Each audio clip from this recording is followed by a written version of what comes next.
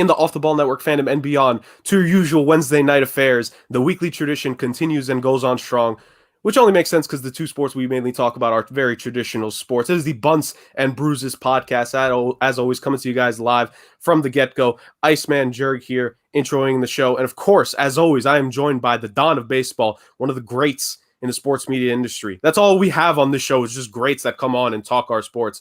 I got my guy, the man, the myth, the World Series champion, James Barcia. James, how we doing? Nah, you can't call me a World Series champion this year, Jerg. Especially with them Braves winning it. You're always a champion to me. Can't do that. But regardless, I'm doing amazing, Jerg. As always, favorite night of the week. Might have to do some more Braves smack talk later because we have a special guest on. We're actually B&B first. We're having two guests on the same episodes. Crazy stuff, Jerg. But I'm excited. We're taking a little break from the hockey, but don't worry, we still got bruises. We're still talking football as well. We got a lot in baseball. We're gonna talk some free agency. We're gonna talk having an Atlanta native himself come and speak on the Braves World Series win, unfortunately. But it is what it is. I'll deal with it. It's news. It's history. I gotta accept it. And then we're also gonna talk about my New York Mets and that I guess GM search. I don't even know what you call it. It was more like hide and seek. It was impossible to find one, but I'm excited, Jerg. Big episode today. Oh, absolutely. And we're not going to waste any time for a big episode. We always got the big time guests ready to get rolling. And like you said, you're not going to waste, we're not going to waste any time here, James. You want to have your little Atlanta smack talk. Well, you will get that opportunity right away because the Braves contingent of this episode is coming on now. This man knows his baseball. He knows his basketball, but his key, one of the things he is a savant at is football. He's a quarterback guru, really one of the two quarterback gurus at the network. This guy knows how to break down plays, break down offenses. I always value his opinion on football whenever I see in the chat because this man knows his stuff, draft, college, pros. This guy is one of the best, and he is going to grace us with his presence to bask in the glory of the Atlanta Braves World Series. How much will he rub it in James's face? We will see, but this is one of the best guys to have at the network. Our guy, OTBN colleague, Thad Bell. Thad, what's up? What's good, man? First time being on Bunts and Bruises. I appreciate you guys having me on, and I'm ready to get to it. Braves doing it big, so I'm ready to talk MLB, NFL, and everything else. And once again, appreciate you guys for having me on. Beautiful. James? Chad, start up. I can't even talk smack. I said talk smack, but here I am, just my Mets. We struggling to find a GM. You guys, you just won the World Series, so I got nothing to say but congrats, man. It was crazy how they won it, though. I want to hear your opinion on just how they started this magical run because it went from they had no shot of making the playoffs to World Series champions after losing, in my opinion, the best baseball player in the league. So. What do you think, man, about this crazy magical run? And you think is it possible they can repeat it next year? It was just a year of destiny, honestly. Like you said, losing your best player, Hank Aaron passed away earlier in the year. The plan for him throughout the season and to lose your player when before that you couldn't get over 500. We were struggling just to get over 500. And our GM of the year, in my opinion, goes out and gets 4 different outfielders, and they all contribute throughout the playoffs and then to end the regular season. So just a team of destiny, proud of the city. And repeating, that's hard to do in baseball. The Dodgers were loaded for the last couple of years. I thought they were going to win it every year, but they only got 1 ship out of it. So, our team looks good coming back, but the NL is going to be kind of loaded, in my opinion. I think your Mets are going to come back pretty strong. I think they can make at least a wild card push this year. And, it's always the Dodgers and the Padres are coming too. So it's going to be pretty tough. But I like where we're heading, I think we can bring Freddie Freeman back. I think he's the type of guy he wants to end his career in Atlanta, in my opinion. So signing him and bringing back Soler and maybe Duvall or Rosario is key for me. So if we can do that, I think we'll have another strong postseason push. But another ring, hopefully. I'm optimistic about it, but I know it's not easy to get rings in baseball. So, man, I'm glad someone's looking optimistic on my Mets because it ain't me, that's for sure. But I like what you mentioned about Freddie Freeman. I'm not on the side that thinks he's actually going to return. I think Jerg agrees with me here because we mentioned it a couple episodes ago where I think he's going to go for that final big contract. And there was no better way to end his career in Atlanta than, winning that ring. And now that's it. He's off to the sunset, get his big contract. He could suck for the rest of his career. I mean, it's Freddie Freeman. He's not going to at all. He's probably going to be good for the next 15 years and hit plus 300 every time. But regardless, I think it's looking slim there. I think someone they should focus on is Jorge Soler. I'm glad you mentioned him because when he came to Atlanta, man, he's looking like an MVP candidate. Right? It started off a little slow, but once he got going, he went going, man. So, and this is actually, I think he was there for the first Royals World Series as well, or am I wrong? So his second World Series, man, my man's about to get paid too. What do you think of Dad's analysis of Atlanta and their chances of repeating next year, Jerk? I think, for me, I always give the defending champions a chance, a base chance at repeating, right? I believe in the mantra, to be the champions, you got to beat the champions. You got to knock them out officially. So to me, there is nothing, because the offseason is still in such young ages, we got to see what every team does. But I think the Braves definitely have a fair shot with the run they went on, as magical as it was, as resilient. Like, I think the resiliency is the biggest thing that you need to tap into with this run, because they didn't just lose Acuna, in terms of losing players. They lost Ozuna because of off the field stuff. Like, they essentially had to bring in an entire new outfield and had less than half a season at that point to really get things going. So the fact that team was able to do it, I think, kind of to what Thad's point, is that you got to pick and choose who you're going to keep, because not everyone stays. When a team wins a championship, depending on what guys are free agents, guys want to get their next contracts, guys want to get their first big paydays if they haven't gotten it yet, guys want to make money. So it's really all about what decisions are you going to make. I personally can see Freddie Freeman leaving, but I don't think it's out of the realm of possibility that Atlanta would want to try to keep him, finish things off what they would perceive to be the right way, make sure they ended off with him being a Brave. I think the only tricky thing there is what's the contract going to be like, because a lot of these guys in their 30s love signing these 10, 12-year deals, despite the fact that we know they're not going to see anywhere near the end of that contract. It's all about deferred payments and contracts being pushed out and these guys getting paid to after they play. See how many different teams we have. I think Scherzer has his deferred payments all set, even with him being a free agent this year. It's just all very tricky when it gets to that. But I think on the base, there's still pieces on this team for them to succeed. If they keep Solar, your World Series MVP right there, how big of a piece he was in the second half. I think there's great young players on this team. Aside from that, if that pitching, they're going to go through this offseason, they're going to get healthy. If that pitching core can rebound, and if it's at full strength at the start of the season, you give the Braves, as good as any other team, a chance to repeat. So I got a question, Thad. How crazy was the streets of Atlanta when the Braves won the World Series? Because this is the first championship in 28 years? Correct me if I'm wrong. 26 since 95. 26. Yeah. So how crazy was it? Were people throwing peaches left and right? Was the streets on fire? Were they just going wild? I mean, it's baseball, I was making the joke with Jerg, like, Atlanta's probably super calm right now just because they're not a huge baseball town, to my knowledge, at least. So how was it out there, man? Everybody, from what I saw, everybody was supporting the team. Even people that didn't watch baseball, they're like, the Braves in the World Series. Everybody's watching. They don't know anything about baseball. They knew I watched, so they asked me questions. But they brought the whole city out. And they, when I was in high school, they didn't want to cancel school for anything. But every county in Georgia canceled school on Friday for the parade, and that shows how crazy it was. So, and the people I know, they were partying from the Tuesday they won throughout that whole weekend to Sunday. So, it was pretty lit. And you guys saw the parade. It was a great experience, come back into the stadium and all that. The entire day was just pretty great, and it was pretty lit from what I seen. I was mad I couldn't go home, but from what I saw, it was lit for the entire weekend. Man, that's awesome. What's it called? I had another question lined up. Here we are. So, what is a free agent that you think that isn't currently on the team or needs to be re-signed that they should go out and acquire? Because some people could argue you guys could go out and get another ace, because although your pitching staff held it together, it's gonna, like you said, it's hard to repeat as a World Series champion. It's hard to repeat for World Series champion, especially when you don't have a great pitching staff. So, is there any pitcher out there you'd like to see him get, or is there any other free agent you'd like to see him get out there this year?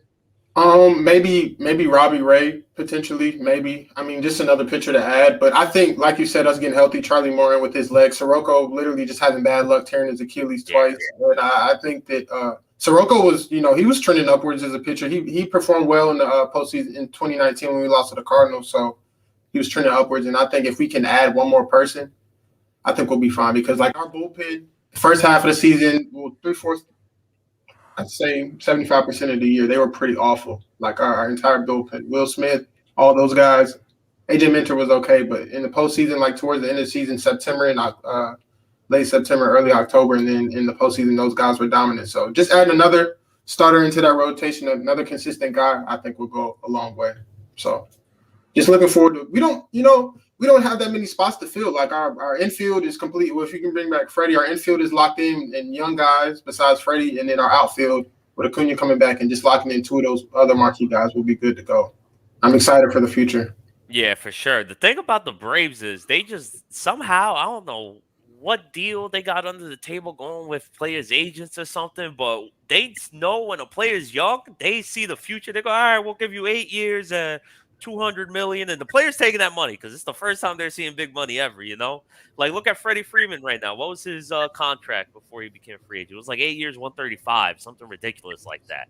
Imagine getting that type of production from Freddie Freeman. You got a cheap contract with Ronald Acuna, although he's hurt, he's still an MVP caliber type player. You got the same kind of contract with Ozzy Albies. It's just insane the discounts they get. So you got to assume they're gonna figure out something. Just keep it going, you know. When you have the ability to add more to a team, like I think the biggest thing that we point out, while baseball is a capless sport, it's not necessarily capless for every single team. A lot of teams, run a budget internally that we just don't know about. I think the thing with the Braves is, like you just said, James, with Ozzy Albies and Ronald Acuna combined, make about $20 million a year. When how many other teams just have one guy that's 25 plus? Like that is an absolute steal. Like I'm not going to say they're going to go on this type of run because it is difficult in baseball. But when the Warriors had Steph on an $11 million cap hit at that price tag, getting the MVP at $11 million a year, and now for the Braves, you have an NL MVP candidate, one of the best players in the game when he's healthy, in Ronald Acuna. Or sometimes on some nights he is the best player in the game at $12.5 million a year. Like that is outstanding. And as well as the other guys on that team. And I'm with that. I'm glad someone else shares my opinions that I believe when healthy, Mike Soroka can be great. It's just it's only been health with him the last year. Because we're talking about trends. He was looking like he was going to be the ace of this rotation. Like he had some starts when he was healthy. He was an all-star in 2019. That he did well in that postseason. If he could just get back there, I'm very curious on what his ceiling will now be because of the injuries. But I definitely can still see a situation where he can be a top 3 starter in your rotation when he's finally able to come back. And if he can come back and you add another pitcher, I think Thad's hit it on the money. I think they have to really focus in on pitcher because I think we saw during this season they can bring in guys whenever to be hitters and they'll find some success. I think it's about pitching because we saw what happened with the Dodgers. We saw what happened with the Astros, how injuries can really kill your rotation. You got to be ready for a new 162. And for that, you got to have pitching depth. You know, what were you about to say that? My fault. No, I said he hit it on the head. Yeah, and speaking of hit it on the head, I'm going to do just like the manager of the Braves. And I'm going to go ahead and introduce, like I said, B&B first. We're going for our second guest now. I'm going into the bullpen, dragging him out. It's a close personal friend of the show. He actually had a whole interview with Barhan. He knows Jamal Adams. Jamal Adams actually stiffed him of like $80 or something like that. You can find the story out later. Look it up on YouTube. I'll even retweet it, actually. But you can follow him on Twitter at No Tipper Sports, and that is my personal friend, Mr. Anthony Brincat. Ooh. Can you hear me? Can you hear me? No. Your mic's a little low, Ant. Hold on, let me see right now. How about now? Better. A little bit better? A little bit better. How you doing today, bud? What's up, guys? I'm doing pretty good. And yourselves? Just talking some Atlanta football, talking how, it's over there looking all sunny and shiny at the Peach State. But now let's get a little gloomy, a little personal. I want to get sad, I guess. We'll talk about the inept state. We'll talk about how one franchise has a great GM and the other franchise right now we're looking for a GM. As I was telling Jerg, it's sometimes those 15th or 16th choice candidates. Those are the diamonds in the rough. That's just me looking for it at the glass half full. But regardless, Ant, as a local New York native, I want to ask you, actually, not only as a local New York native, but also as a Yankee fan, I want to ask you, what is your personal opinion of the Mets' new hire, Billy Epler, who was the former assistant GM for the New York Yankees? They're desperate. That's what it is. Let's just call it how it is. I mean, that was what they're like 20th guy that they pretty much wanted on their list. He was the only guy that would actually take the job. I didn't think he did a terrible job with the Angels. With the Mets, he's still gonna have a pretty high budget, so he's gonna have room to, make some trades and whatnot. But I'm not crazy about the whole deal, if I'm being perfectly honest with you. You know, I can't blame you. That's for sure. We're on the same boat. Inform me a little bit more about Billy Epler because I am on the Mets, but I'm not the biggest fan of the Yankees, so I try not to pay any attention to you guys as the little brother, like light on myself. So, what is something a common fan wouldn't know about Billy Epler, and what's some positive notes we could look forward to? Even though you're right, he is our 18th candidate, and we are a little desperate. I think it's a good thing that he's Brian Cashman's right hand man. He also came up with Gene Michaels. I'm not sure if you know who that is. That was pretty much the guy who built the Yankees core four, and then Brian Cashman pretty much got the whole credit for it. If we're being brutally honest here. So with that said, I'm actually hoping that they go and hire a veteran manager, maybe bring in someone like Buck Showalter.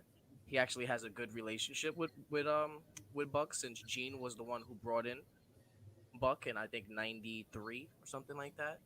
So he's pretty good with experienced coaches. He also brought in Brad. What's his name? Brad Rasmus with the Tigers. He used to be with the Tigers. Yeah. So they're saying that he might bring him in, but honestly, I don't know what he's good at because he hasn't done that many good things. If we're being brutally honest, he brought in Otani, so that's pretty much the highlight of his career.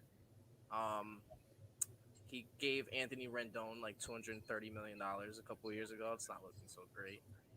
But, he did sign Trout to the $400 million extension. He got Otani. So, who knows? Hopefully it works out. Fingers crossed. Hopefully it works out. I'm just optimistic. Hopefully it works out, though. Well, on the bright side, you got DeGrom, who bats like 280.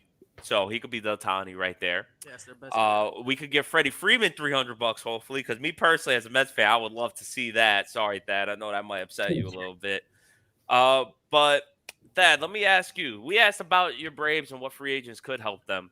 What free agent do you think my Mets should be aiming for to sign and hopefully could help us? Because we got Javi Baez, who's a free agent coming up. Thor just left over to the Angels. What do you think we got to do over here in New York, man? I'm honestly not too familiar with the whole entire squad, but I know you guys picked up Lindor in the offseason, and you guys got Javi Baez at the trade deadline, which are two good guys in the infield. I think that you should add another starter to your staff and then help bolster your outfield. I'm not too familiar with the Mets, honestly. I just know about Jacob deGrom, and because you guys started off good, and then you guys, once deGrom got hurt, you guys just went on a, I don't know, just they gave up on the season, but just everything went downhill once deGrom got hurt, and you guys were looking like you were going to run away with the NL East. Let me tell you, Thad, as a fellow NL East mate, I guess you would say, you should know we are the kings of April. We win April, and we look good for the first 2 weeks, and then we ain't looking so hot. Jerg, let me reach out to you before we move on to our new segment. What do you think the Mets got to do, or who should they sign? Because, you're usually Jurgadamus. You'll say some crazy signing or trade, and then a couple of weeks later we get something. So tell me, what do you think the Mets should do?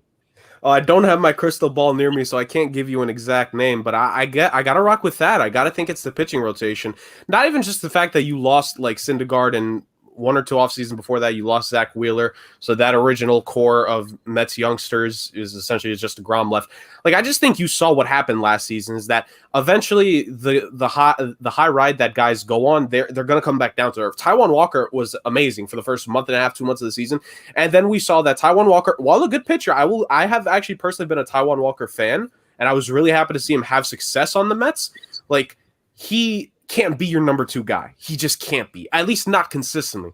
So I think, Thad brought up a name earlier, Robbie Ray. I'm sure so many teams are going to go after him during this offseason, but you need to get a guy like that, like a guy that you can rely on to be top 3 caliber for this team's rotation. And heck, maybe it's not even a free agency signing. Like, we always think about what teams could do. Maybe it's a trade that the Mets need to make, because honestly, when you look at this roster, James, fully healthy, like, how many holes are there really to fill on this team? There's talent on the Mets. The thing is, it's just all bringing it together. And I think what we saw this season, what we've seen from the Astros with Dusty Baker the last 2 years, what we saw this season from the Boston Red Sox, is that a good manager can also help make the difference. So I think if we're talking about the big biggest thing the Mets need to do, they need to get the right guy in that clubhouse, because I think the right manager can tap into this team, and with a little bit of injury luck here and there, I think they'll finally be able to hold on to the NL East lead past the month of August, and they could actually get back to the postseason for the first time since 20, you got to help me, 15, 16? 15.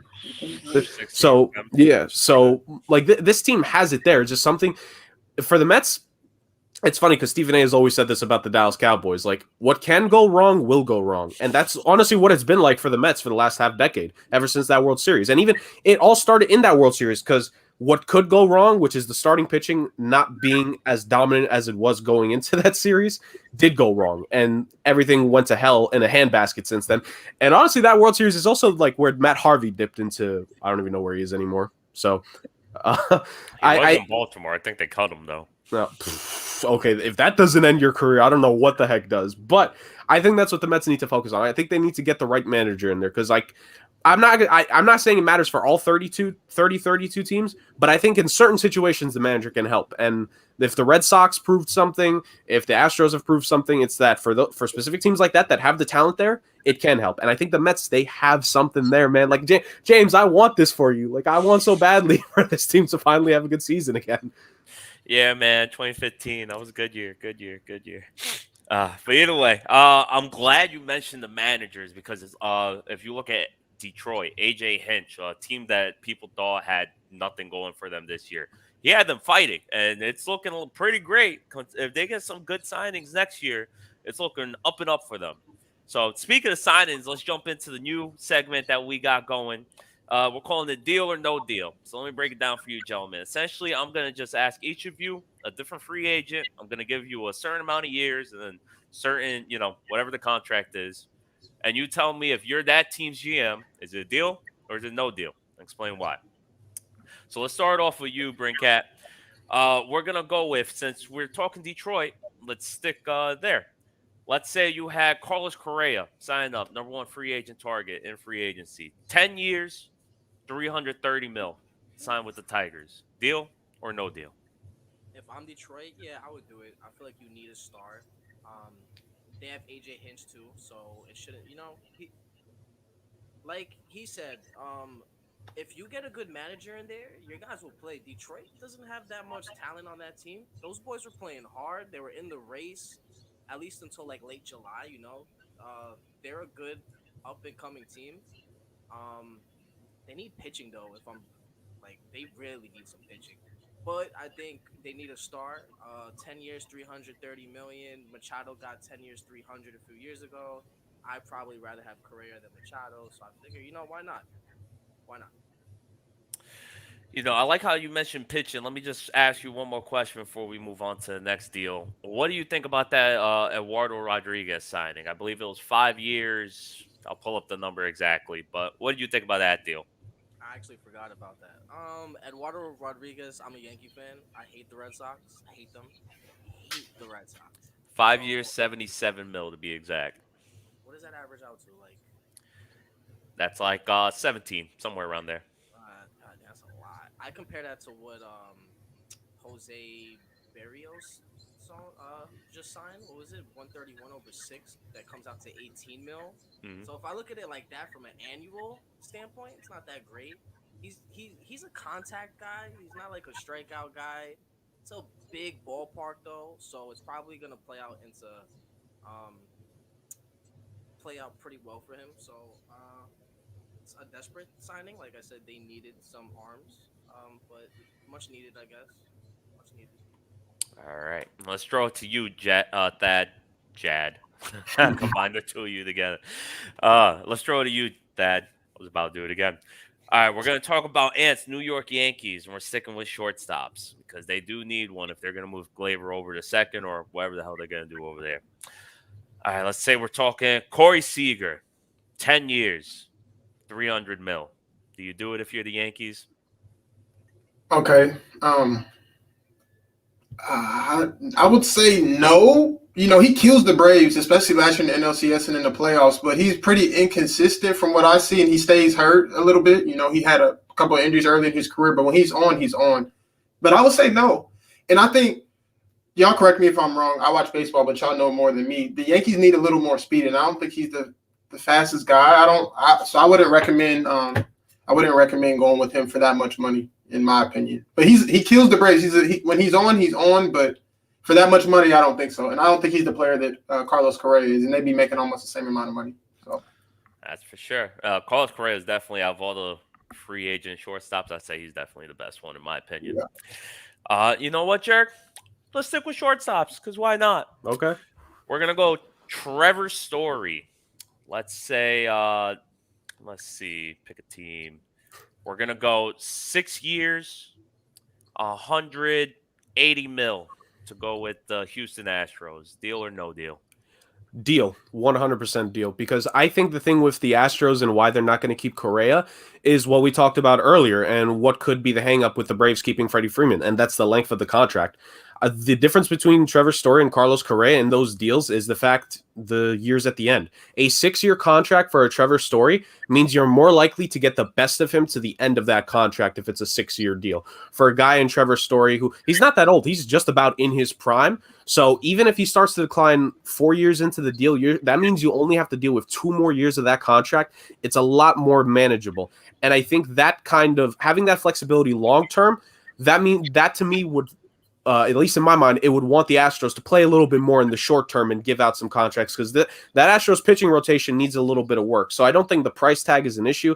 I think if it's that exact years, which I don't know if Trevor Story will settle for that. I mean, if he does, then that's a hell of a bargain, and I would definitely do a deal on that. So 1,000%. That's if you're talking about replacing Correa. If that opportunity opens up for Houston, like, hello, please and thank you. I mean, you're not wrong. You're not wrong. I should have threw a couple extra years on it. I blame my notes over here. Plus, I took the glasses off. I noticed the blue light glare and everything. You know, I like looking good for the camera, Jerk. You know me, pretty boy. All right, we're swinging it back to you, Brincat. Thad mentioned your Yankees, so we're going to mention Thad's Braves now. We're talking Freddie Freeman. 6 years, 200 mil for the Braves to keep him. Do you do it? I'd give that man a blank check. I mean, I can't argue that, really. I really would. He's the face of the franchise. I mean, he's pretty much the face of the franchise because, I mean, you could say Acuna, but I feel like it's really Freeman. Also, Acuna makes what, like, literally no money, so I know they could afford it. So just pay the man, just give him whatever he wants. He just brought you a chip. What is he, like 31? He's 32. All right, but I feel like I don't know. He's a lefty. He's got a good bat. I feel like he'll age well. He'll be 38. He'll probably still be raking by then. You could probably slide him to the DH, which hopefully is, hopefully that's in the sport because we need that. I don't want to see DeGrom hitting 280. I'm sorry, James. I don't want to see it. Yo, bro, let me tell you, you should have won the Silver Slugger. That's all I'm saying. But I would just write that man a blank check. Just give him what he wants. Just give him what he wants. Dad, what do you think about that? I'm down with it 100%. I don't want him to leave, and I just think the type of guy he is, he wouldn't leave, but I can understand him going to, like you guys said, for that last big contract. But yeah, write him a blank check, man. All right, so we're all in agreement. Jerk, you're I in mean, agreement. like I said, it's all about the years. If it's 6 years, if Freddie Freeman comes with that 6 years, 200 mil, I would be concerned if I was the Braves. I'm like, did he hurt his head or something? He's only asking for this much. We're not going to question it. Like, that dude could ask for even more years, more money from somewhere else. If he takes a little bit of a discount, and granted, $200 million is amazing. Like, let's get that straight. But for a guy like Freddie Freeman, who's done what he's done in his career, if he stays in Atlanta for that, oh, absolutely. Like we talked about, Acuna, I think, funny enough, Acuna's still on his current contract for 6 years. So if you honestly matched it up, Freeman would come off the books at that price tag, and then you re-up Acuna for essentially paying him more than that. Like, that would be amazing if Atlanta. You win on all sides. Jerk, see, that's why we got you here. You're the brain, I'm the mouth. It's perfect. It works out beautifully. Well, you're the looks appeal because I have 0 in that department. So we need the ladies to watch the show for a reason, bud. There you go, bud. Thad, we were talking about all these youngsters and all these prime, candidates, shortstops and whatnot. We're switching it over to the old guys now. All right, let's see. If you are the Dodgers, you made this huge deal. We are talking Max Scherzer, 4 years. I'm trying to do the math in my head. That's 4 years, 140 mil. Deal or no deal? that 48 mil a year? 35 mil a year? Yeah, that's what I meant. 140 mil. 4 years, 140 mil. Deal or no deal? Yeah, that's math. He's up there in age, but when he's on, he's as good as it gets. I'd say deal. I don't know the problems Trevor Bauer has. I don't know what Kershaw. Are they going to re-sign him? I know he's old. He's been playing with the Dodgers since what 2007 or 8. He's been there for a long time. Longer, maybe. Yeah. So I don't. There's questions with the pitching staff. So I think you have to, and you traded for him. I know you didn't give up too much, but you traded for him and Trey Turner. So I think that you lock him in. And I don't know if that's a crazy price or not. 4 years, $144 million for a pitcher. I don't think that's too crazy. So I'd say yes though. Matt, he's a starting pitcher. He's a quality pitcher, and you need somebody like that in the postseason. So the Dodgers will be in the postseason. So if you don't have pitching, not going to win a World Series. That's for sure. I do it strictly just because you traded for him. He was the main part of that trade. Trey Turner ended up being, Trey Turner and just almost an MVP candidate with the Dodgers. But you traded for Max Scherzer. If you let him walk away now, and also like you said, Clayton Kershaw is a free agent. I'm not sure if they're going to re-sign him, especially with the way his health has been lately. It's been more and more on the decline. So you lock up Scherzer, you let Clayton go. Thanks for the memories, and on to the next one. Jerg, we're going to finish it up with you, bud. We're going to mention one more old guy. Let's see what you think about it. We're talking Starling Marte. Let me bring my calculator out so I don't sound ridiculous this time. Starling Marte, 4 years at 18 mil, which is 72 million total. So 72 million, 4 years. Deal or no deal? That's a deal for the Phillies. I don't care who you say. That's a deal. That is an absolute Starling Marte can hit 30 plus homers for you. Like if he really gets hot, he can go off for you. Like you're telling me you're going to get a guy with that kind of power, add that bat to your lineup at just 18 mil a year. Again, I would be flabbergasted if I'm the GM. I'd be.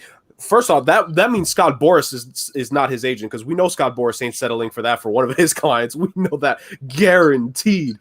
But you're telling me Starling Marte for 18 mil a year, like that's a steal for a team like that. Now, my only question, and the only reason that I would personally say no deal is because I don't think the Phillies are the right team for him.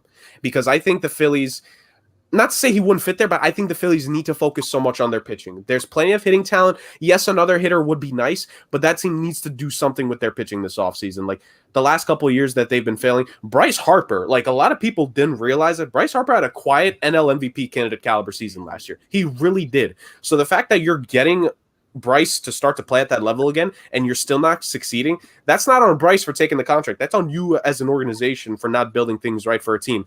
And Mike Trout just looks at Bryce Harper and like first time, when it comes to last season. So at the end of the day, I think Philly should key in more on pitchers. But if Starling Marte and his group come to you with that kind of contract, and that's what you can negotiate, deal, stamp it, 10 out of 10 every single day of the week, whatever cliche that you could throw out there saying you would do it, you'd do that deal. All right, you know what, gentlemen? I'm going to leave it up to you. I got a couple names still up here. You want to do one more round, deal or no deal, or you want to jump right into the NFL? Let's do it. One more round on deal or no deal? All right. Let's see. We're going to pull up. Hang on. Close the notes. I got excited for NFL talks. Okay. Sorry, Jeff. You got to wait. All right. You know what? We're going MVP, potential MVP runner-up or whatever it was. Brincat, this one's for you. Nick Castellanos. I definitely butchered his name. We're talking 6 years, 180 mil. Deal or no deal?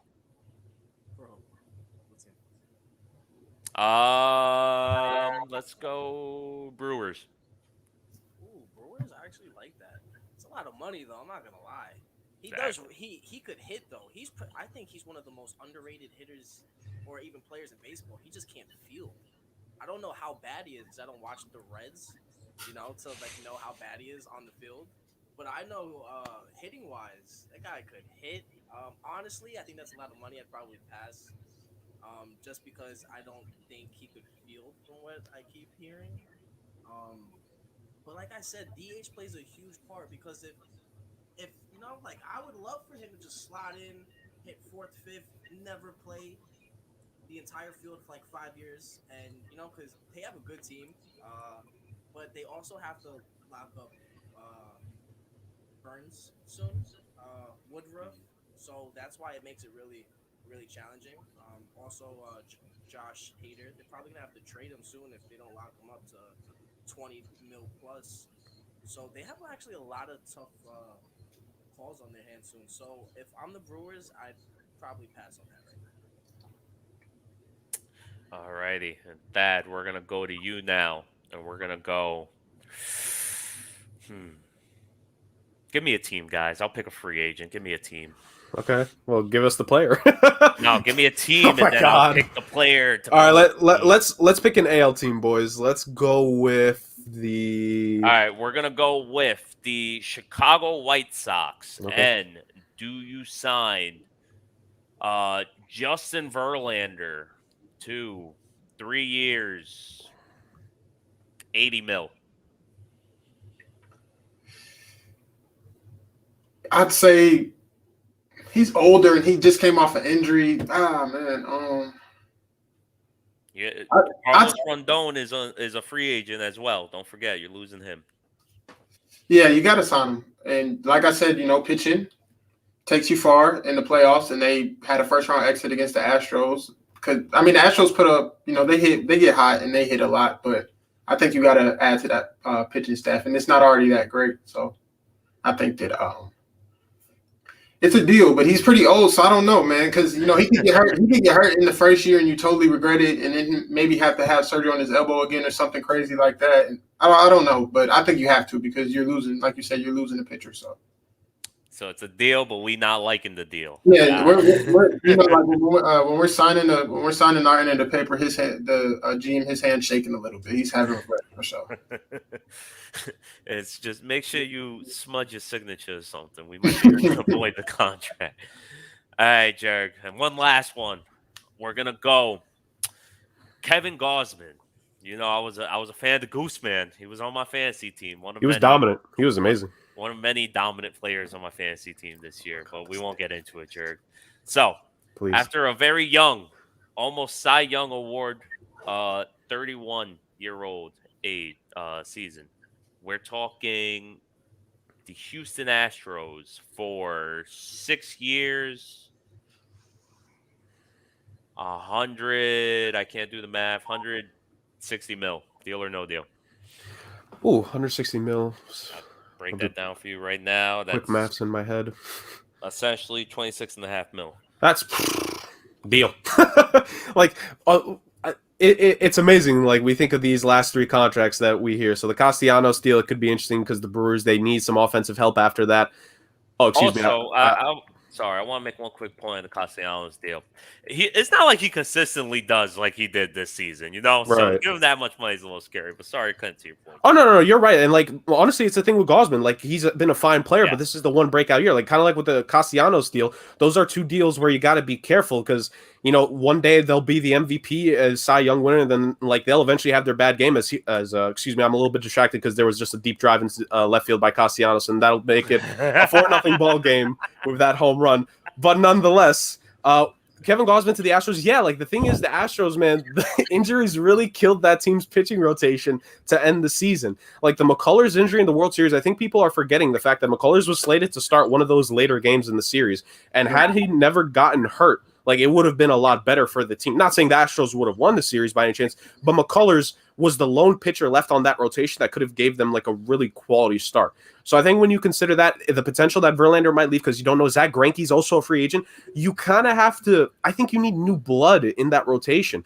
While I know it would be tough letting go of Verlander because he helped them win that World Series, he won a Cy Young in an Astros jersey, should have been Garrett Cole's, but at the end of the day, you need to add more. You need to add some youth there. And like this is the risk that you take. You'll take a risk on a guy that almost won the Cy Young Award. Like that's the kind of guy that teams will take a risk on every single time. And again, like it's all about term. 6 years at that contract, like below 30 million a year. That's not that bad at all. If he can be at least 75% of that, I'd consider that a W. So yeah, if I'm the Astros, I'm signing that contract immediately. Jared, that might have been the funniest thing you've ever said on this. So I'll let you fellas in because it looked like you weren't part of the insider. I don't know if you guys remember the unfortunate event that happened. What was it? 2 years ago, 3 years ago, something like that, where the announcer it was. It happened in 2020. It happened. In Okay. 2020. So the San Francisco Giants play-by-play guy, he used some derogatory terms. It was the Reds broadcaster himself. Reds broadcaster. Oh, yeah. Some homophobic terms, saying San Francisco was a certain capital, something. Regardless, during his apology live, he was like, "I'm so sorry they called me," and then Castellanos hit a home run, and then just middle of his apology, and Castellanos' ball's going deep over the field. It's a home run, and then he continued with his apology like nothing happened. No, you want to hear what the best part was? I'm really sorry to cut you off, James, but you want to know what the funniest part about Castellanos and that is that 2 more times since that situation happened, he hit a home run while the commentators were pointing something serious out. So, and it happened this season, actually. So on July 5th, earlier this year, he homered in the middle of a eulogy to a 96-year-old World War II veteran on the Kansas City Royals broadcast, and that shot also went to deep left field. Then 2 months later, on the 20th anniversary of 9/11 attacks, I'm sure they were bringing it up during the broadcast, he hit another home run, and again, it was to deep left field, and the lead in that game became 4-0. So there's just something about this dude and hitting deep left field homers when the announcers are trying to point out serious matter. Yeah, that's bad. But let's get back to enough jokes, guys. Back to serious matters. Come on, it's a serious show here, Bunts and Bruises. What show are you? No, I'm kidding. All right, and so that was Deal or No Deal. I think it was great. I think we have a new segment that's going to go on for years on end. Hall of Fame worthy, in my opinion, first ballot. But we're going to go on and move on to the bruises now. And, Jerg, I say you lead the way here. Well, thank you. I was trying to keep up the graphics, but thanks, Bars. I'll gladly do it. So, Bunts and Bruises, as we always like to joke, becomes Punts and Bruises. But, of course, no hockey news this week. Nothing really big happening in the sports world of hockey right now, except me constantly hoping that Gary Bettman gets purged out of office one day. But aside from my fantasy dreams, we can talk about football because there's plenty of bruises to be had there. And fellas, we're going to talk about it. Thad, I sent it to you just before things got it. James said he sent you the graphic we're going to talk about here in a couple moments. I hope you got it on you somewhere. We're going to be talking about our very own guy, Jeff, the Podfather himself, his power rankings for this past week in the NFL season. So we're going to just give a basic, quick run through of Jeff's divisions and kind of see, what we're thinking about him. So not wasting any time here. We see that Jeff, he divides his rankings into quadrants, and I'm very much a big fan of that. He's got it into contenders, clock is ticking, never say never, and playing for pride, which I would argue some of those teams, pride, there ain't much pride left to play for. But nonetheless, we're going to just hit on, perhaps certain teams and where we see them ranked if we disagree. Do we have questions about them and stuff like that? I honestly, this is the main one I want to hit on because Thad, like I said earlier, Thad is a big part of the group chat on the Off the Ball Network, and whenever he brings up football, I always value it because Thad is one of the guys who I want to hear talk football. So Thad, I want to throw the first one out to you. In Jeff's top 8, he has as his last of the contenders the New England Patriots. Now, the Patriots are becoming a very interesting topic of conversation because they are 6-4 as of this point. They are literally right behind the Buffalo Bills. Buffalo was supposed to run that division for a decade after Brady left, but apparently, they get 1 year at maximum with being the dominant team in it because now the Patriots are right behind them. What do you think of the Pats being number 8 in Jeff's power rankings? Just in a vacuum without knowing who's directly below them, what do you think about that? As of right now, I'm okay with it. They're playing quality football. They're going on a little win streak. And I think what Bill Belichick's doing with that roster is going unnoticed. And Mac Jones is playing quality football. They've lost some close games, but how they performed against the Cowboys and the Buccaneers said something to me. And, he has that defense playing not how they were in the years past, but they're playing quality football. And I think that all those, they spent the most money in free agency, and some of those picks are paying off. In my opinion, the tight ends are doing good. What's his name? Who's the Russian they picked up? Matthew Judon. I think he's been their best free agent signing by far. He's been pretty dominant, and I just think what they're doing is going unnoticed. And I had them at 10-7 before the year started, and I think that they're definitely gonna make a playoff push. So 8 right now, they're one of the top 10 teams in the league for sure, in my opinion. Yeah, it's really interesting to consider it as we have the graphic, ladies and gentlemen. There we go. Look at us evolving as a show right there. So We got the Pats at number 8, rounding out that top 8. We got the Cowboys, Titans, Packers, Bills, Cards, Bucks, and Rams joining them as well. Those, that 5, 6, and 7 team, they've suffered a couple losses here. So actually, we could keep on at it. We could run straight to it. And I'm going to throw this next one to you. So staying with those 3 teams, the Cards, Bucks, and Rams, all 3 of them have suffered a couple losses as of late, various circumstances as to why. If you had to pick one of those 3 teams that you're a little bit more concerned about than the others, who would you pick between those 3? That's pretty tough. Honestly, I'm not worried about Brady, so throw that out there.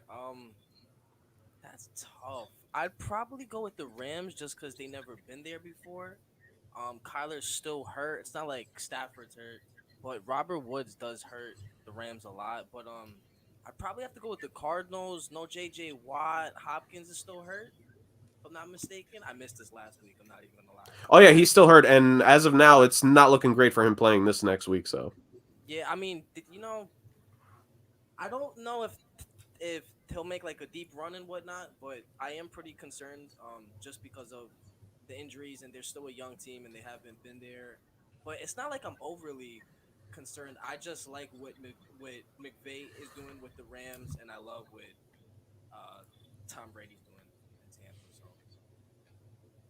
yeah, that's fair. I think honestly, those 3 teams, it's hard to pick a team you'd be concerned about because I think all 3 are quality and they all have mitigating circumstances. And I think the biggest thing you bring up with Brady is the fact that team is really dinged up right now. Like of the 3 of them, there is nothing left in that defense. I think the 4 of us are the defensive back starters for the Tampa Bay Buccaneers this upcoming weekend because that's how injured they are with their safeties and corners.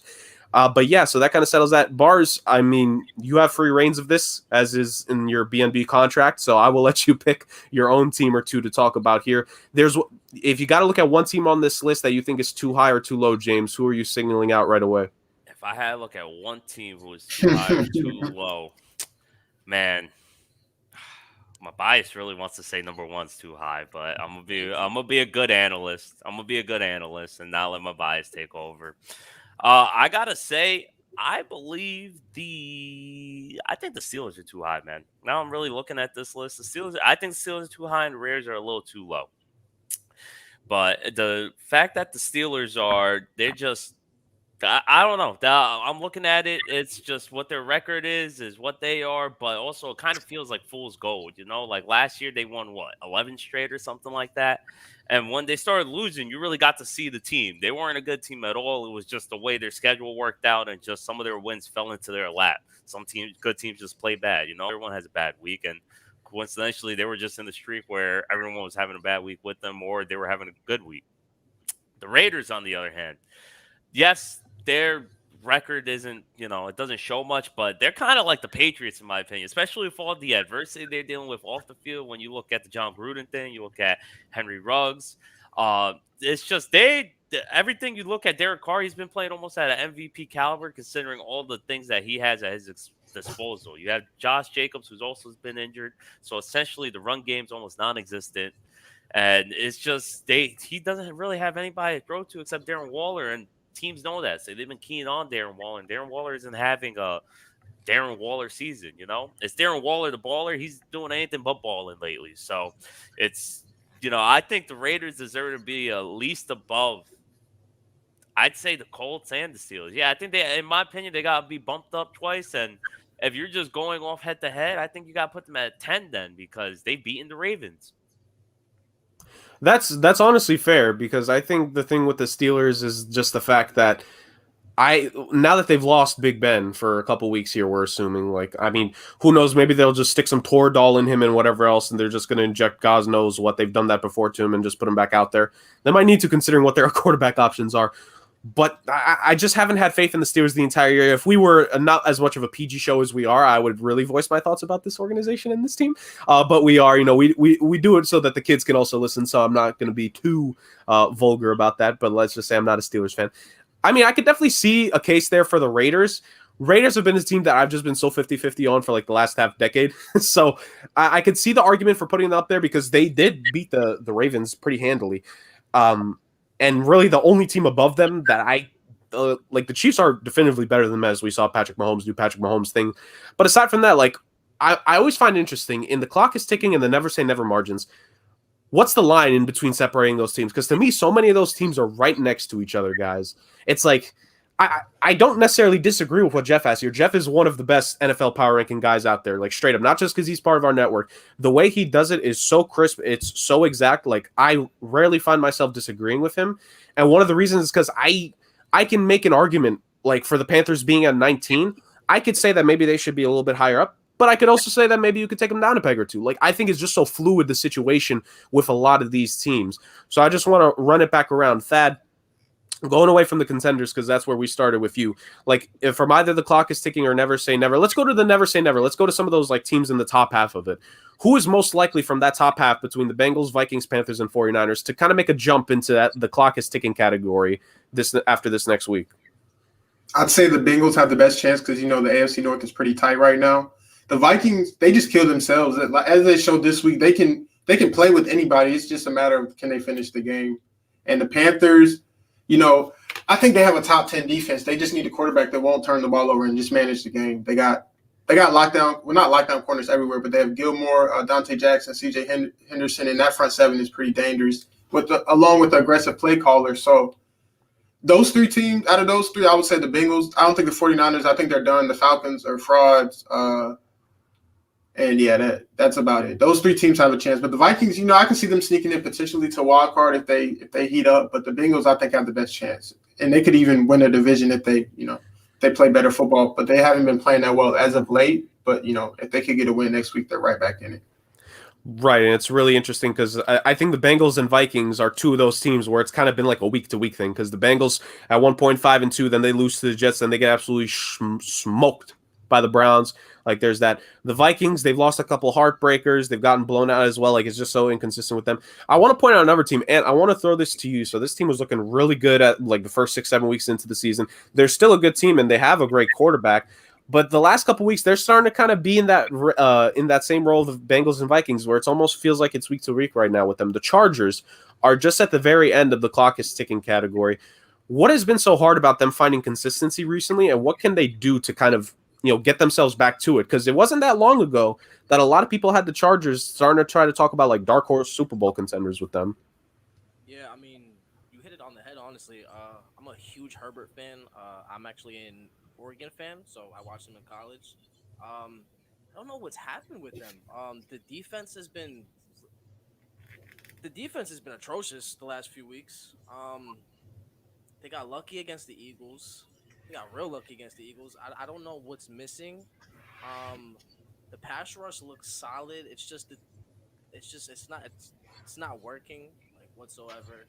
I don't know exactly what's going on with them. They're in a weak division, it seems like, so they got a shot to hopefully win that and maybe host home field in the wild card round. But it's just not working out. Whatever is going on over there, they're giving up way too many points. I thought a healthy Derwin James would take this from a good defense to an elite defense, and it hasn't happened yet. So I'm not sure, honestly. Right, and I think the Chargers, for a team that had a lot of potential coming in, a lot of people really favored them. It makes it intriguing to see a team like that struggle on both sides at various points these last couple weeks because we're talking about highest of highs and lowest of lows. They kind of had both within the last like 3 weeks alone. So that's what makes them so intriguing. I think their placement is more than fair on this list considering some of the teams above them. Bars, I want you to point out whoever you want to, but there's one team that I'm just wondering like what the heck is going on with them, and I don't really blame Jeff's ranking for where they are here. The Broncos are 5-5, right? In theory, they should be a playoff contender. They just blew out Dallas a week ago, and then it looked like they forgot how to play offensive football against the Eagles. So, like, what is going on in Denver? Like, is the high atmosphere just like making these guys start to lose it? Like, what is going on up there? I think Jeff has them ranked perfectly. You're right. I don't know what's going on over there, but it seems you look at the division they're in, and you just obviously they're not going to make it out of the division. They might have a chance at a wild card, but like you're looking at the spots for the wild card, they really don't have a chance for a wild card either. It's just the Broncos. It's going to be they're as good as their quarterback play is, and unfortunately, they just don't have any good quarterback play at all. Whether it be Teddy Bridgewater or Drew Lock, it's not working out. Teddy, he didn't even want to jump and try and get a tackle for I forgot who it was. He got picked off or whatever, or it was a fumble, and he just gave a little. He made a business decision. That's what he did. Teddy, two gloves. He didn't even put his shoulder down. He just stuck his toe out, and the guy ran right past him.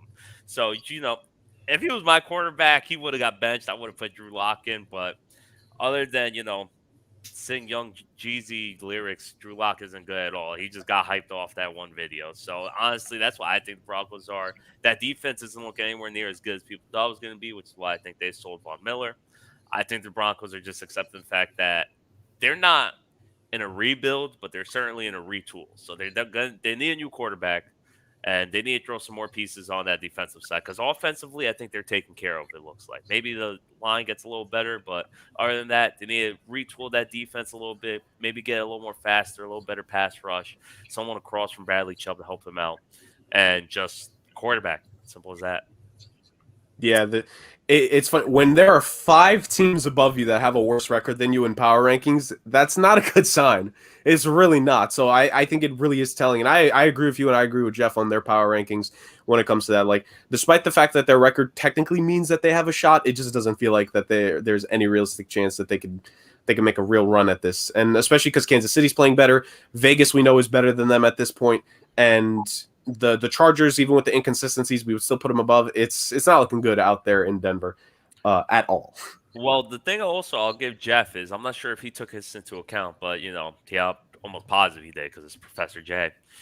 Is all the 5 teams you just mentioned above them, those are all NFC teams. And the NFC is kind of crazy. You got your division leaders, and then that first wild card is basically locked down, you would assume, by I was just looking at it. I forgot who. But either way, that first wild card is locked down by the Rams. There you go.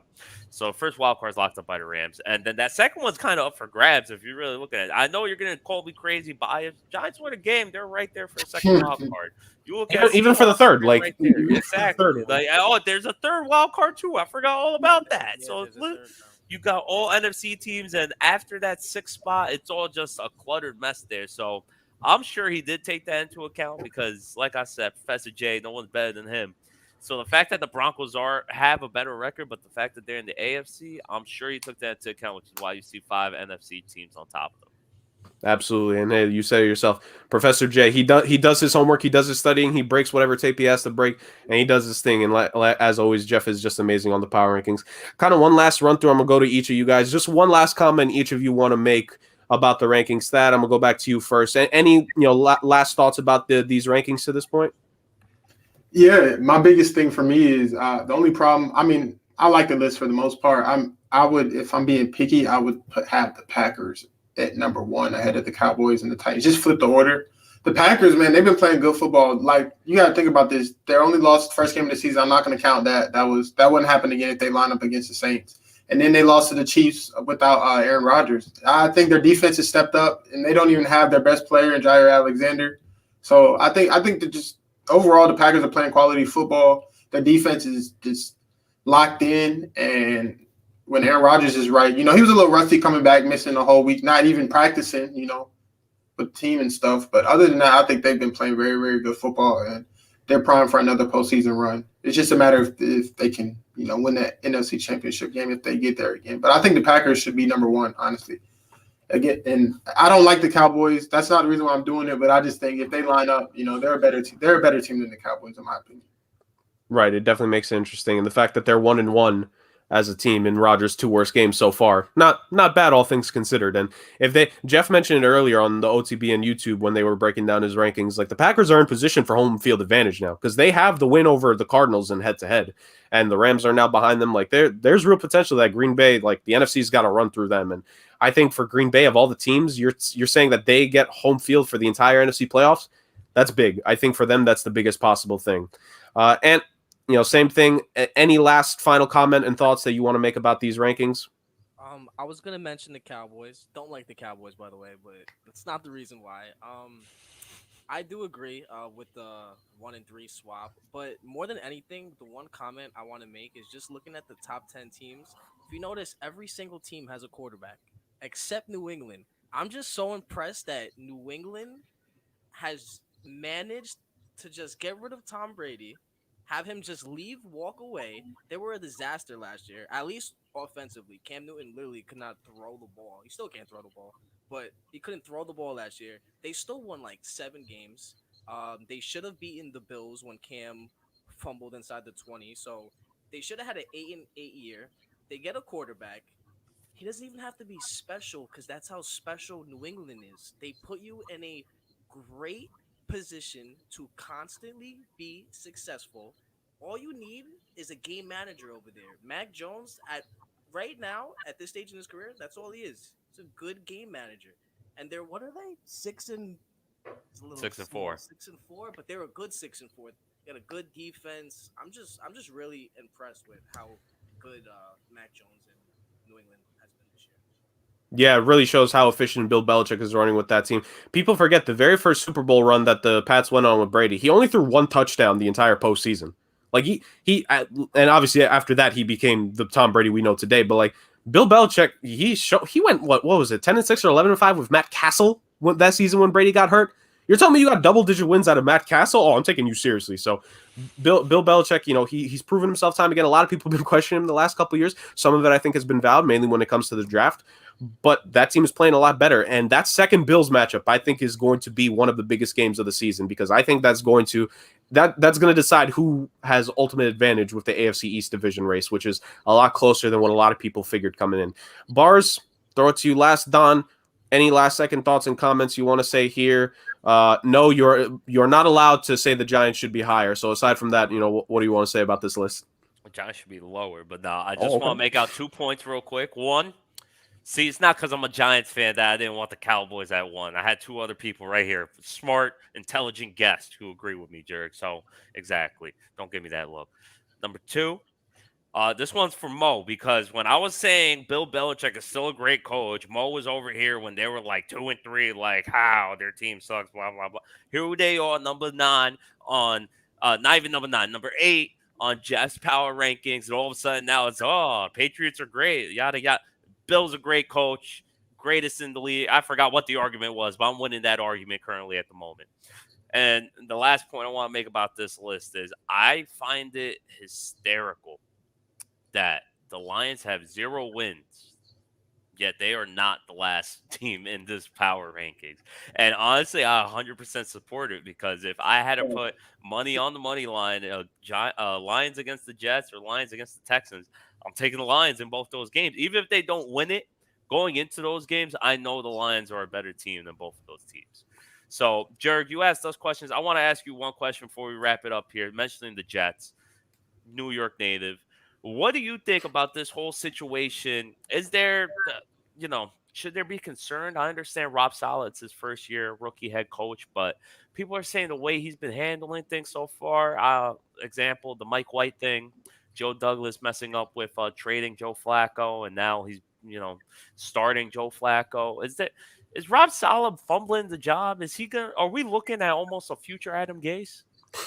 Wow. Well, I don't know if it's going to be that bad. Like, to be future Adam Gase, that's next level terrible right there. That really is. Because I think the thing is that Gase really had control of that offense. I think Salah has been trying to put the control of the team to his offensive coordinator because his offensive coordinator is LaFleur's younger brother. It's Mike LaFleur, if I'm not mistaken. So I think when you consider that, I kind of have to ask questions about what he's doing necessarily. And I think it all just comes down to the fact that Zach Wilson, he needs more time to grasp that offense. And I know in today's NFL, it's such a different... And Justin Herbert really changed the math on this. I think him and Joe Burrow changed the math because of how good they looked as rookies. But you cannot expect every single rookie quarterback to come in and he's just going to win you game 1 or game 2 right off the bat. Because we saw what happened to Justin Fields in his debut. And that's even with getting the chance to learn the playbook. Then again, when it's Matt Nagy's playbook, like, you really handicap the guy even twice as much. So at the end of the day, like... Saleh, man, it's really tough for me personally because I actually do like Robert Saleh, but maybe he's just one of those guys at the end of the day, he's just meant to be a defensive coordinator and not your head coach. And look, not everyone can be a head coach. And it sucks to say that because I'm all for everyone. I believe everyone should get a chance to prove if they can be a head coach or not. And I think the way that a guy gets that is they need multiple years on the job. I don't think a lot of situations merit a 1-year firing, except for when the Cardinals hired, was it Wilkes? But even then, I still think Wilkes got a raw deal because I think he went into that job because he wanted to be a head coach. I don't think the Cardinals roster was set for him that year. Like, I think he walked into a disadvantage and got no favors from that organization at all. So I will say I am concerned, and there should be concern, but it can be rectified very easily. And I think the number one way to fix it is let Zach Wilson, learn again, but don't go to the media. This is the biggest thing. This is what Saleh needs to know, and this is where I think he's failed. Dealing with the New York media. He shouldn't have said, he shouldn't have put it out there that he has doubts about Wilson starting right now. You cannot do that to your rookie quarterback. You got to be behind him every single time. I don't care how bad he's looked. I don't care if he looks like he should be on the cover of sixth grade mathematics textbook in New York State. Zach Wilson, like, you need to give the kids something here. You got to have the kids back early on in his career. You just have to. If you want to avoid another Sam Darnold, if you want to avoid what Mark Sanchez became, because his first 2 seasons, at least they won a couple of games here and there, like, you need to stick up for him. And I think that's really what needs to happen here when it comes to that. As much as I believe, Mike White will end up in Canton one day, not in all seriousness, but I gotta have my fun here. Well, as much as I believe Mike White will be heading to Canton one day, and I cannot wait for his Hall of Fame speech, you got to stick by your rookie. Joe Flacco, I still don't understand what the heck they were doing there. Like, I asked one of my Jets fans. I actually reached out to one of my friends, old coworkers who's a Jets fan, and they brought up a good point to me. They said that the Jets essentially traded for their future quarterbacks coach because they believe that they're just grooming Joe Flacco to be on that staff next season, which kind of makes sense to me when you think about it. But did you have to give up a 6th-round pick for your future coach? That's a little of an old Jets move. And I thought I thought we were fixing things up here. But aside from that, like, I think they just need to, go past it. Whether it's Flacco, White, or Josh Johnson fan, by the way, whether it's one of those guys starting the next 2, 3, however many weeks, like, give Zach Wilson his time again and let him come back in for the final 4 or 5 weeks of the season and, let rookies make mistakes, right? Like, when you start a new job, you're going to make mistakes because you need training. Like, can we let the kid have his training now? Come on. So that's what I think about the Jets situation. It's tough, but unlike previous years, I think there's a playbook here to figure it out. It's just about if they actually, use it. I agree with you on the New York media part, the way he's been handling them, because he hasn't been handling them at all great. Because, you had him say Josh Johnson's a veteran, and now you're training for Joe Flacco, and you're starting Joe Flacco, so that just looks bad. You got the whole, him quarterback, the whole quarterback controversy, everything really. Just him, the Rex Ryan thing. I don't know if people know this. I'm not going to go into it. That's a whole other thing. But look into it. Him and Rex Ryan are fighting, like, over Twitter, like, not over Twitter, but over voice messages. Either way, it's the media thing, and also I think it's the fact that defense isn't looking as good as it should, considering how great a coordinator is. I thought this defense, considering that they were holding it down last year, they were going to take a step up with a coach like Rob Saleh. So maybe you're right. Maybe he's a great coordinator, just not a great head coach. But maybe something we could dive into next week, Jared, because unfortunately we're towards the end of this week. I would like to thank both our special guests, Anthony and Thad. Thank you for coming, man. Anthony, we're going to go ahead and give you the spotlight, man. Shout out anything you want people to check, your Twitter, any articles you're working on, anything in the future. I just want them to keep and checking on this program right here because you guys are doing a great job. I have some friends who have watched. I haven't even told James yet.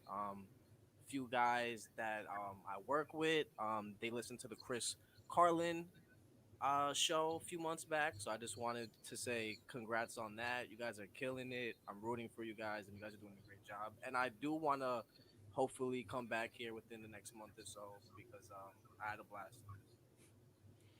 Thank you, man. Appreciate it. Nothing hits me like that Carlin interview. I'm sure Jurg agrees. We'll love to have you back in the month. Thad, shout out anything you're working at, man. Once again, appreciate you guys for having me on the show first time, and I can't wait to be back. But me and Jelani have a podcast at What the Game Means to Me on Twitter, Facebook, and Instagram. We come to you guys with a weekly show, especially during the NFL season, doing predictions, talking college, and whatever's going on in the sports world. But once again, thanks for having me on. Shout out to Bunts and Bruises, and shout out to Off the Ball Network. Thank you, man. Can't wait to join you and Jelani. It's been a minute. We gotta have a little cross episode going on. Same. Sure. It's been a while. All right. So you guys know I usually shout us out, take us off, but there's a very, very special announcement happening tonight at Bunts and Bruises. It's a happy one, and I'm excited about it. Jurg, spotlight's on you, brother. let the people know the special announcement we were talking about earlier. So B&B, it's going. Oh my god, you put me on the single screen. I hate this right now. Okay, I'll just make this fast. So Bunts and Bruises is going to be, we're going to have our show next week, and then after that, we're going to reassess everything and make sure get our P's and Q's up because there's going to be some changes happening in my personal life.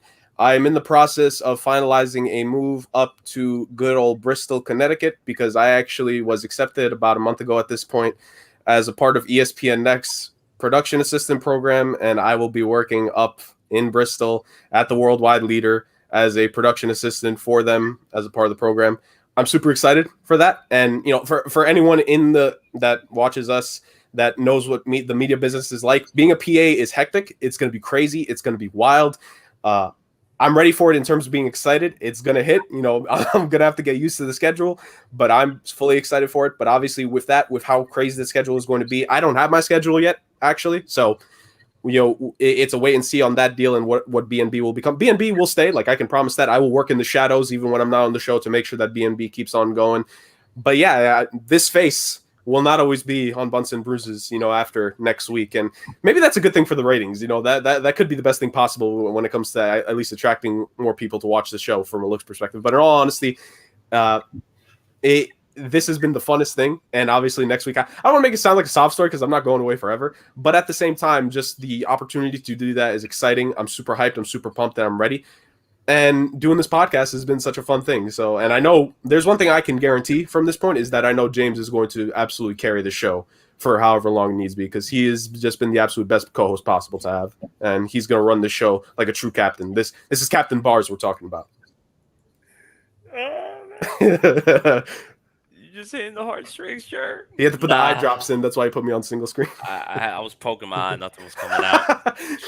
But regardless, I'm sure the two gentlemen here agree with me. Jared, congrats. All our fans. I'm sorry, guys. Your ears are going to be hurting because I'm editing the episodes from now on. So hope for the best, You're going to hear some things. We're learning together. It's a learning experience. Send me some comments. Tell me, hey, edit 24 seconds into this. I got us. I'm going to learn. Give me a second. I got it. But regardless, I want to do nothing but congratulate you, brother. We still got a whole episode next week, so we're not going to get too deep into it. But as always, folks, thank you for joining us. Wednesday night, make sure to be there. Jurg's last episode, not his last episode, but his last hosting episode, because Iceman's going to return. Iceman's always going to be there. But as always, folks, don't be racist. Love each other. We'll see you next Wednesday. Peace.